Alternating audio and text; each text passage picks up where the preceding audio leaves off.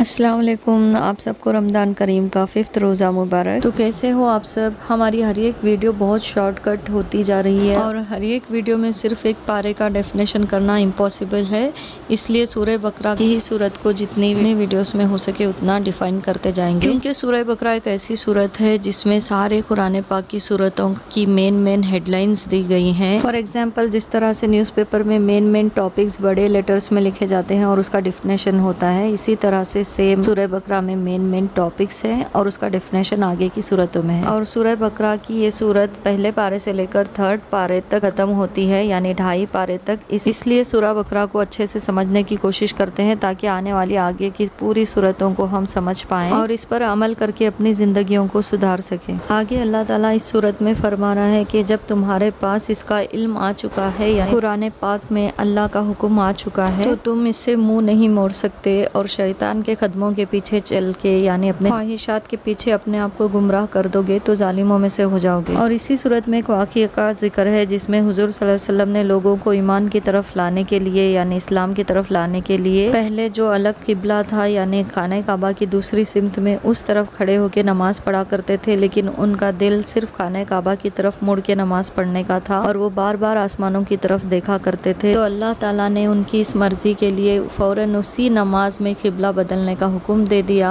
और उसी हुक्म के जरिए वहाँ के सारे लोगों का टेस्ट ले लिया कि वो हुजूर सल्लल्लाहु अलैहि वसल्लम के कितने पैरोकार हैं। इससे ये बात साफ जाहिर होती है कि अल्लाह ताला भी यही चाहता है जो उसके रसूल चाहते हैं, और उसके रसूल सल्लल्लाहु अलैहि वसल्लम ना अल्लाह की सिमत से मुँह फेर सकते हैं ना ही अल्लाह के हुक्म से। तो यहाँ पे एज यूजुअल मैं सहरी के टाइम पे कपड़े निकाल रही थी जो मैं रात में धो के रख देती हूँ और सहरी का इंतज़ाम कर रही थी। हर एक काम का एक रूटीन, एक स्केड्यूल बना के चलेंगे तो बहुत आसानी से हर एक काम हम कर सकते हैं। तो मेरी एक टाइमिंग फिक्स है सहरी की, तो उस टाइमिंग से पहले चाहे मैं जगी रहूं या ना रहूं, वो टाइम पे वही काम कर लेती हूं, जिससे बहुत आसानी हो जाती है। उसके लिए मैं एक बुक मंगवा के रखती हूं हमेशा, जिसमें सारी पर डे की प्लानिंग रहती है, जिसमें सारे टास्क आपके कौन सी टाइमिंग से करनी है वो सब फिक्स रहते हैं। हर रोज़ सुबह से लेकर शाम तक सारे टास्क पूरे हो जाते हैं तो टिक मार्क करना रहता है और सोने से पहले नेक्स्ट डे का स्केड्यूल बनाना पड़ता है। वो बुक में मैं किस तरह से टाइमिंग फिक्स करती हूँ वो भी वीडियो आपके साथ आने वाली वीडियोस में शेयर करती हूँ और उन बुक्स की ऑनलाइन आपको लिंक भी दे देती हूँ अगर आप मंगवाना चाहते हो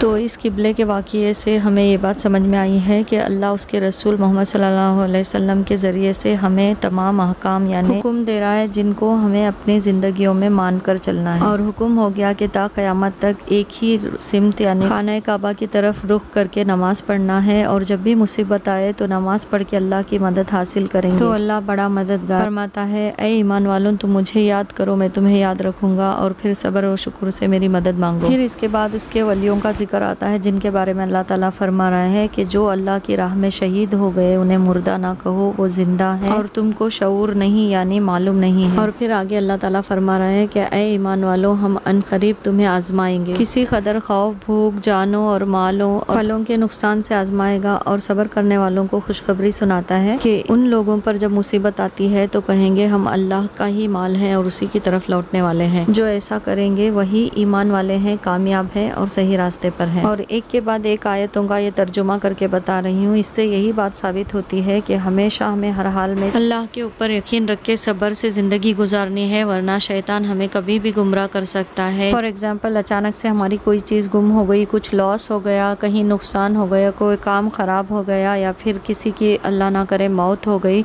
तो हम लोग अक्सर बेसब्री में उल्टे सीधे सेंटेंसेस मुंह से निकल जाते हैं कि अल्लाह ने हमारे साथ ऐसा क्यों किया, क्या अल्लाह को दिखाई नहीं दे रहा है, ऐसे वैसे उल्टे सीधे बहुत सारी बातें आप समझ सकते हो क्या क्या जुबान से निकल सकता है। और इस बेचैनी और बेसब्री का शैतान फ़ायदा उठा के अक्सर हम सब लोगों को गुमराह कर देता है। इसीलिए हमेशा ज़िंदगी में एक बात याद रखनी है कि अल्लाह ताला हमारे साथ जो भी करेगा, चाहे वो अच्छा हो या बुरा हो, उसी में हमारी भलाई है। और उन लोगों को भी समझाना है जो अपनी मुसीबतें सुनाते हैं और गिले शिकवे करते हैं। और अल्लाह ताला फरमा रहा है कि कुछ ऐसे लोग होते हैं जो अल्लाह के सिवा किसी और को अल्लाह का शरीक बना लेते हैं, यानी अल्लाह की जगह पे किसी और इंसान को अपनी मुसीबतें सुनाते रहते हैं और उनकी मदद और दुआ के तलबगार रहते हैं और अपनी ज़िंदगी की रुकावटों, परेशानियों, मुसीबतों को दूर करने के लिए तावीज़ें वगैरह लेते हैं। लेकिन जो ईमान वाले होते हैं वो सिर्फ अल्लाह की मदद के तलबगार रहते हैं। और ऐसे लोगों के बारे में अल्लाह ताला फरमा रहा है कि काश ये लोग इनके ऊपर जो सख्त अजाब होगा वो देख लेते, और जो इनके पेशवा थे यानी जिनको ये फॉलो करते थे, जिनसे तावीज़ें लिया करते थे, वो इतनी बेजारी में रहेंगे। क़यामत के दिन इतना सख्त अजाब देख के कहेंगे कि ऐ काश हमें पता होता कि हमारी इतनी बुरी और सख्त सज़ा है कि हमें वापस दुनिया में जाने का एक बार मौका मिल गया तो वापस इनकी तरफ मुड़ के भी नहीं देखेंगे, और उस टाइम इनका रिलेशन टूट जाएगा और आपस में एक दूसरे से गिला और बेजारी करेंगे। और जो ये मुश्किलात के हल के लिए तावीज़ें लिया दिया करते थे, ये अफसोस इनकी हसरतें बना के अल्लाह आएगा और इस सख्त अजाब से इन्हें कभी छुटकारा नहीं देगा। इसलिए चाहे जितनी भी मुसीबत आ जाए, परेशानी आ जाए, ऐसे इंसानों के पास हरगिज़ हाथ ना फैलाएं, ना ही मदद मांगे सिवाय अल्लाह के। तो जो भी जाने अनजाने में ये काम कर चुके हैं वो फ़ौरन तौबा कर लें और इस बुरे अजाब से बचने की कोशिश करें। और आज की वीडियो में मैं जो भी बातें डिस्कस की हूँ, ये 1 बाय 1 एक एक आयत का तर्जुमा क्लियरली आपके सामने रखी हूँ। आप चाहो तो चेक भी कर सकते हो, आयत नंबर भी मैं आपको डिस्क्रिप्शन में दे देती हूँ, या फिर जिनको डाउट हो रहा है वो मुझे कमेंट करेंगे तो मैं उनको आयत नंबर देती हूँ, फिर आप तर्जुमा पढ़ के समझ सकते हो कि मैं सही बता रही हूँ या नहीं। और आगे अल्लाह ताला फरमा रहा है कि जो चीज़ें हमने तुम्हें दी है, यानी हलाल और पाकीज़ा चीज़ें खाओ और अल्लाह का शुक्र अदा करो और शैतान के पीछे ना दौड़ो और शैतान के कदमों पर ना चलो, वो तुम्हारा खुला दुश्मन है। हमारी ज़िंदगी की परेशानियों, मजबूरियों और ज़रूरतों का बहाना बनाकर गलत काम कराएगा,